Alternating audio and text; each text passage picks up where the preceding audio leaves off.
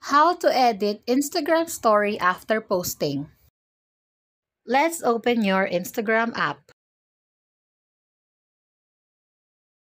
Here, you can see that I posted a story, and to edit it, just simply click More on the lower right corner of your screen.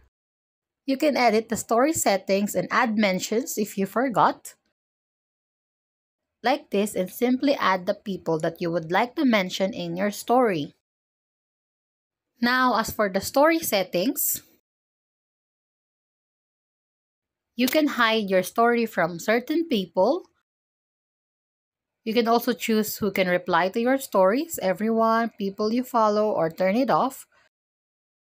You can also choose if you want to save it to your archive, or you're sharing it to your Facebook, or allowing restories and sharing your story to messages. Just click done if you are satisfied and you have successfully edited your story. That's it. Thanks for watching. Don't forget to like and subscribe.